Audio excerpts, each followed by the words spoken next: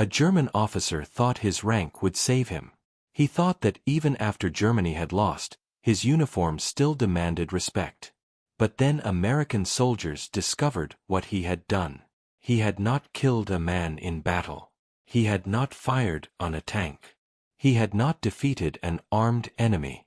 He was accused of executing a Red Cross nurse, a woman who carried bandages instead of bullets. And when General George Patton heard the accusation, the room went silent. Because Patton did not see a soldier standing in front of him. He saw a coward hiding behind a uniform. And what he said next left the German officer with nowhere to hide. In the final months of World War II, Nazi Germany was collapsing from every direction.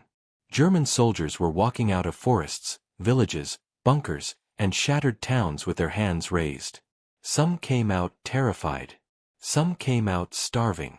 Some came out angry. And some still carried the arrogance of a regime that had taught them to believe they were untouchable. But this German officer carried something worse than arrogance. He carried the accusation of murder. Not the death of someone caught in crossfire. Not the killing of an armed soldier in battle. But the execution of a nurse. A Red Cross nurse. A woman whose job was to save lives in the middle of a war that had almost no mercy left. To understand why this moment hit so hard, you have to understand what a nurse represented in 1945. She was not a tank commander. She was not a sniper. She was not an artillery observer calling fire onto enemy positions. She carried bandages, water, morphine, pressure dressings, and the last calm voice some wounded men would ever hear. She walked into rooms filled with blood, screams, smoke, and fear. She held the hands of men who knew they might not survive the night. She wrote letters for soldiers whose hands could no longer move. She helped keep men alive when the battlefield had already tried to take them. Before we continue, if you enjoy powerful World War II stories, forgotten battlefield accounts, and the moments when Nazi officers finally faced judgment, subscribe to WW2 Legacy. This channel brings you dramatic WW2 history every week. Stories of courage, cruelty, justice, and the final collapse of Nazi Germany. Now to understand why this accusation would have enraged Patton's men, you have to picture the final days of the war. Germany was dying. The Third Reich, which Hitler had promised would last 1,000 years, was collapsing in less than 6. The Wehrmacht that once stormed across Poland, France, Belgium, and the Soviet Union was now retreating into its own homeland. The men who once marched as conquerors were now prisoners, refugees, deserters, or corpses. In the West, American, British, Canadian, and French forces pushed deeper into Germany. In the East, the Red Army was closing in with overwhelming force. German cities burned. Roads were packed with broken vehicles, fleeing civilians, abandoned guns, and soldiers who no longer knew where the front line even was. The sky belonged to the Allies. The roads belonged to the Allies. The future belonged to the Allies. And among the most feared Allied commanders was George S. Patton. Patton was not just another general. He was a symbol of movement, speed, attack, pressure. He believed in hitting the enemy hard, then hitting him again before he could recover.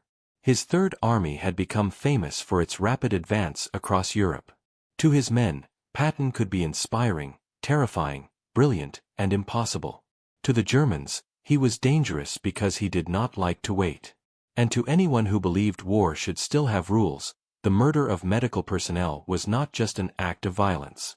It was a violation of everything soldiers depended on. Because even in war, there are symbols that matter. The Red Cross was one of them. A medic's armband mattered. A hospital flag mattered. A nurse's uniform mattered. These things did not always stop bullets. They did not always stop cruelty. But they meant something. They meant that even in the middle of destruction, there were still people trying to preserve life. And when someone attacked that symbol, they were not only killing a person. They were attacking mercy itself. The account says the nurse had fallen into German hands during the confusion of the fighting. Maybe it happened near a field station. Maybe during a retreat. Maybe in a village where the lines had shifted too quickly and mercy workers were suddenly trapped between armies. The exact details are difficult to verify, like many battlefield accounts from the final days of World War II. But the meaning of the story reflects the brutal reality soldiers faced in 1945. Medical personnel risked everything to save lives, and the murder of one of them would have been seen as an unforgivable crime. Imagine the scene. A ruined road. Mud underfoot. Smoke hanging over rooftops. A medical truck stopped or overturned. A field station emptied in panic. Wounded men hidden in cellars. A nurse standing before armed German soldiers, perhaps still wearing the markings that should have protected her. She is not carrying a rifle. She is not leading an attack. She is not calling in coordinates. She is a nurse. But to a brutal officer in a collapsing army, mercy means nothing. Maybe he calls her a spy. Maybe he claims she aided the enemy. Maybe he says the Red Cross symbol is meaningless now. Maybe he does not bother with excuses at all. And then, according to the story, he has her executed. When the news reaches the Americans, it spreads like electricity. Soldiers who had been exhausted suddenly feel awake. Men who had seen too much death still feel this one differently. Because there are deaths that happen in battle, and there are deaths that feel like an insult to the living. This was the second kind. The word moves through the unit. They shot a nurse. A Red Cross nurse. They executed her. For soldiers already hardened by months of fighting, this kind of news did not produce sadness first. It produced rage. Not loud rage at first. Quiet rage. The kind that tightens jaws. The kind that makes men stop talking. The kind that makes every German prisoner suddenly look dangerous, guilty, or both. But discipline matters. That was the burden of command. An army cannot become a mob, even when the enemy deserves hatred. Justice must not become chaos. And that is where Patton enters the story. Patton's reputation was already larger than life. He was famous for sharp words, hard discipline, and an aggressive style that made him one of the most recognizable commanders of the war. He was not the kind of man who made cruelty sound complicated. He was not the kind of man who needed 5 committees to decide whether murder was murder.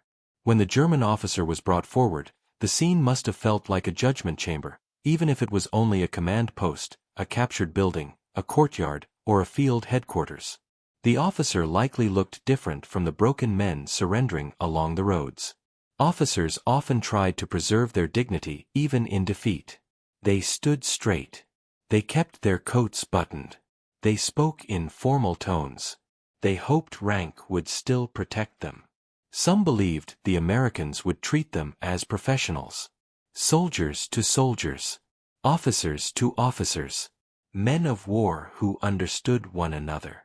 But that illusion ended when the accusation was spoken. This was not about battlefield courage. This was not about military skill. This was not about honorable combat. This was about a nurse. A woman under the protection of a symbol known across the world. A person whose entire purpose was to keep men alive. The German officer may have tried to explain. They always had explanations. She was helping the enemy. She was in a forbidden area. She refused an order. He was following regulations. He was obeying higher command. He had no choice. But Patton had heard enough excuses from defeated men. The Nazi system had been built on excuses. Orders. Duty. Security. Necessity. Discipline. Words used to hide cruelty. Words used to make murder sound official. Words used to turn the killing of the helpless into paperwork. Patton would not have needed much time to understand what mattered. A nurse was dead. An officer was responsible. And justice was coming. According to the wartime account, Patton looked at the German officer and made it clear that no uniform, no rank, and no excuse would protect a man who murdered a nurse. That is the heart of the moment. Not a long speech. Not a courtroom drama. Just Patton reducing the whole situation to its simplest truth. You did not execute an enemy soldier. You murdered a woman who was trying to save lives. That is the kind of line that would have cut through the room. Because it removed every hiding place. The German officer could not hide behind combat. The nurse was not fighting. He could not hide behind rank. Rank does not excuse murder. He could not hide behind orders. Orders do not make cowardice honorable. He could not hide behind the chaos of war. Because war is exactly why mercy workers matter. That is what makes this story powerful. It places two kinds of power face to face. On one side is the power of cruelty, a German officer with a weapon, a prisoner, and the arrogance to decide who lives. On the other side is the power of judgment. Patton, the Allied commander, standing in a world where Nazi power is collapsing and saying, in effect, now you answer for it. 4 years, Nazi Germany had tried to make murder look administrative. It had built systems, ranks, forms, commands, trains, camps, uniforms, seals, orders. Everything was meant to make cruelty seem organized, inevitable, and legal. But when defeat came, all of that paper power began to disappear. The uniforms were dirty. The flags were torn down. The officers surrendered. The men who gave orders suddenly claimed they were powerless. And that is one of the great moral reversals of 1945. The people who had terrorized Europe now begged Europe to treat them fairly. The people who had shot prisoners now demanded prisoner rights. The people who had ignored mercy now wanted mercy for themselves. That was the contradiction Patton would have seen immediately. A German officer accused of executing a nurse now stood before an Allied general hoping for rules, procedure, and protection. And the bitter truth was this: the nurse had deserved those things too. She deserved rules. She deserved procedure. She deserved protection. She deserved the mercy she had given others. But he denied it to her. And now he wanted it for himself. That is the emotional center of the entire story. Because viewers are not only asking, what did Patton say? They are asking, did justice happen? That is why this story works. A terrible act happened. A powerful commander found out. Now something must happen. Picture the German officer standing there, trying to remain composed. Maybe his face is pale. Maybe he is still arrogant. Maybe he believes Patton will treat him as a fellow commander. Maybe he expects anger, but not judgment. Then Patton speaks. The room becomes still. No one interrupts. No one moves. The German officer listens as his rank is stripped of meaning. Because Patton is not interested in what he calls himself. Captain, Major, Colonel. It does not matter. The nurse is dead. And in this moment, the officer is not being measured by his rank. He is being measured by his act. That is what war crimes do. They erase the false dignity of the uniform. A uniform can represent service. It can represent courage. It can represent sacrifice. But when it is used to murder the defenseless, it becomes a costume for cowardice. And in this account, Patton saw through the costume. The officer may have said he had followed orders. Patton may have answered that criminal orders do not make a criminal act honorable. The officer may have said she was aiding the enemy. Patton may have answered that she was aiding the wounded. The officer may have said it was war. Patton may have answered that war is what soldiers do to soldiers. This was murder. Those are the lines that give the scene power. They are not complicated. They are not poetic. They are judgment in plain language. And Patton was a plain language general. He knew how to turn a sentence into a weapon. But the most important part is not whether every word can be confirmed. The most important part is the moral truth the scene represents. By 1945, the Allies were not simply defeating German divisions. They were uncovering what the Nazi system had done to Europe. Prison camps, mass graves, starvation, Forced labor, executions, civilian massacres. Every mile deeper into German-held territory revealed more. For soldiers who had started the war thinking mostly about defeating an enemy army, the final months showed them that they had been fighting something even darker. And that changed the way they saw surrender. A German officer was not automatically just a soldier anymore. He might also be a witness, a participant, a criminal, a man with blood on his hands. That was the world Patton's men were entering. And that is why the murder of a nurse would have carried such force. Because if even the Red Cross could be ignored, then nothing was sacred. Not the wounded. Not the helpless. Not the people trying to save lives. The nurse's death became a symbol of the war's final cruelty. But Patton's response became a symbol of the answer. No more excuses. No more hiding behind rank. No more pretending murder becomes legal because a German officer says so. The officer would be processed, questioned, held accountable.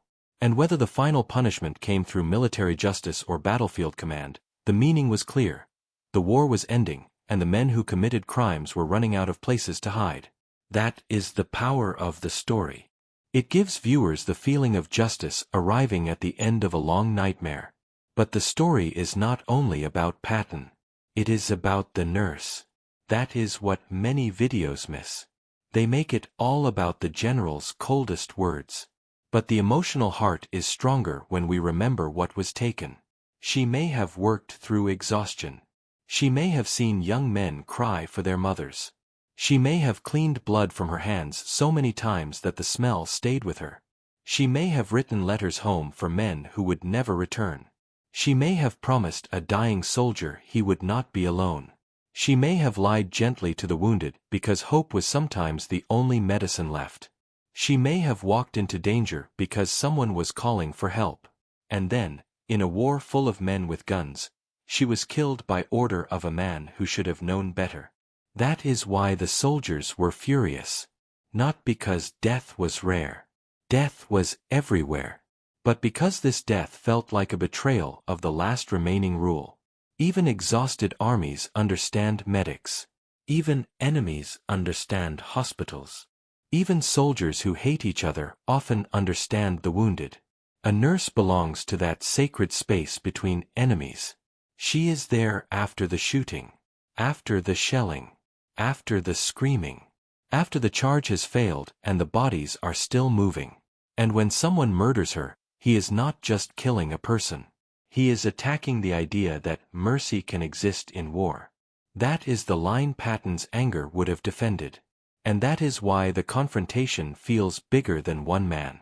The German officer represents cruelty. The nurse represents mercy. Patton represents judgment. Cruelty, mercy, justice. That is the entire story in 3 words. Now imagine the final moment. The German officer stands under guard. Patton's men are silent. The accusation has been made. The general has heard enough. Maybe Patton steps closer. Maybe he looks the officer in the eye. Maybe he speaks slowly, because anger does not always need volume. And then comes the line the room was waiting for. According to the account, Patton's judgment was brutally simple. A soldier kills soldiers. A coward kills nurses. No one in the room spoke. Because there was nothing left to say. The German officer had arrived wearing rank. Now he stood wearing shame. That line did not need to be shouted. It did not need to be repeated. It landed because it was simple. It separated war from murder. It separated courage from cowardice. It separated a soldier from a criminal. The nurse would not return. No sentence could undo what had been done. No words from Patton could bring back the life that officer had taken. But justice has a language of its own. Sometimes it sounds like a verdict. Sometimes it sounds like a command. Sometimes it sounds like one sentence spoken to a man who thought his uniform made him untouchable. And in that moment, the officer learned what the rest of Germany was learning. The old world was gone. The symbols that once protected him no longer mattered. The rank that once gave him power now identified him. The orders he once used as excuses now condemned him. And the army he served was no longer marching forward. It was surrendering. All around Europe, Nazi power was collapsing into custody, interrogation, trial, and memory. The men who had enforced terror now had to explain themselves. The men who had treated prisoners like objects now became prisoners. The men who had mocked mercy now begged for it. That reversal is why these stories still grip viewers. Because the end of World War II was not only a military defeat. It was a moral exposure.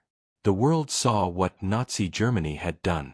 And the men who had done it could no longer hide behind victory.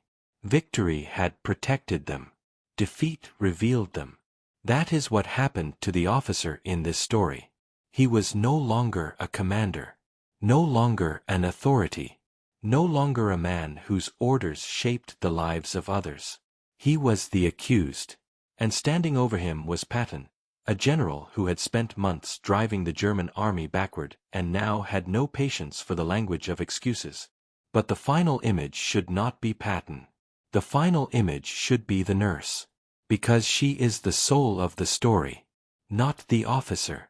Not the general. The nurse. The person who tried to keep men alive in a war designed to destroy them. The person whose uniform meant help. The person whose death reminded the soldiers that some crimes cannot be washed away by surrender. History often remembers the generals. It remembers the tanks. It remembers the maps. It remembers the speeches, the battles, the flags, and the surrender documents. But wars are not only carried by generals.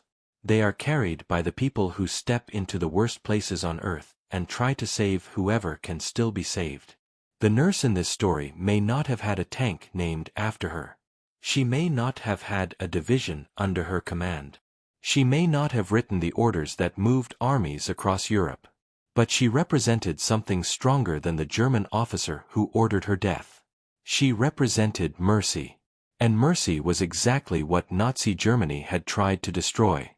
That is why her murder mattered.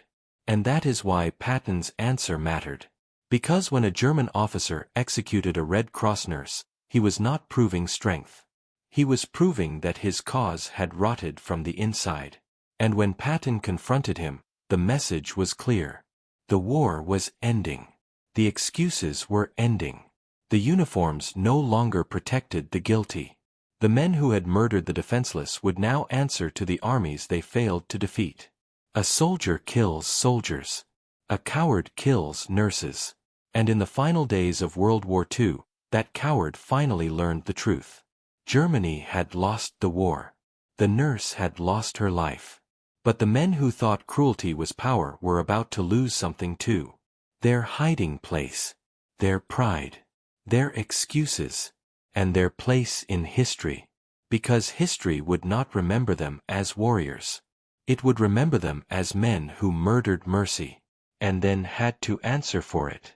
If this story made you see the final days of World War II differently, subscribe to WW2 Legacy for more forgotten WW2 stories, battlefield justice, and the moments history almost left behind. The war was not only won by generals, tanks, and armies. It was also remembered through moments like this, when cruelty stood face to face with judgment, and judgment did not look away.